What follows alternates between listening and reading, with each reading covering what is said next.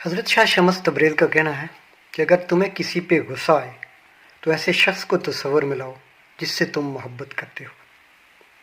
किसी का क्या खूब कौल है कि खाली पेट, खाली जेब और झूठा प्यार इंसान को वो सबक सिखाते हैं जो बड़े से बड़ा उस्ताद भी नहीं सिखा सकता। हमेशा के लिए कुछ भी नहीं होता।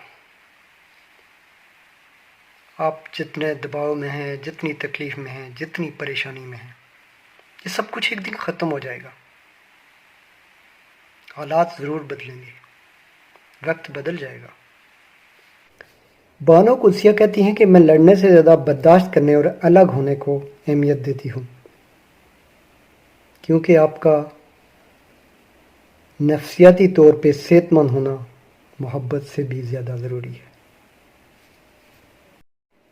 गुफ्तगू कीजिए ज़रा एहतियात से, लोग मर भी जाते हैं अल्फाज से। बाबा जी कहते हैं कि घर में माँ बाप की आवाज़ का आना एक बड़ी नेमत है। दुआ है अल्लाह ताला सबके माँ बाप को लंबी उम्र और सेहत अता फरमाए। किसी से बदला लेने के बजाय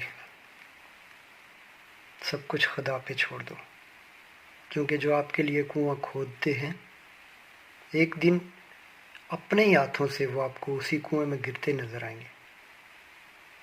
जिस आदमी को उसका ज़मीर नहीं झंझोड़ता, उसे दुरुस्त समत में नहीं ले जाता, तो उसको नसीहत भी नहीं रोक सकती। शेख सादी कहते हैं कि तुम अपनी 1000 गलतियों के बावजूद खुद से मोहब्बत करते हो, लेकिन दूसरों को एक गलती पे छोड़ देते हो। या तो खुद गलतियां करना छोड़ दो या दूसरों को माफ़ करना सीख लो। कभी कभी हम ऐसे शख्स को बहुत शिद्दत से याद करते हैं जिसके नज़दीक हमारी हैसियत एक फजूल ख्याल से ज़्यादा कुछ भी नहीं होती।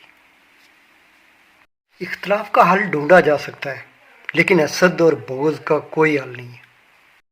दर्द वो नहीं होता कि जो आपको चोट लगने से महसूस हो। दर्द तो वो होता है कि जो दूसरों को हो लेकिन महसूस आपको हो। रिश्तों के लिए अदाकारी नहीं, वफादारी की ज़रूरत होती है। अपनी चालाकियाँ और होशियारियाँ उन पर मत आजमाएं जो आपसे मोहब्बत करते हैं।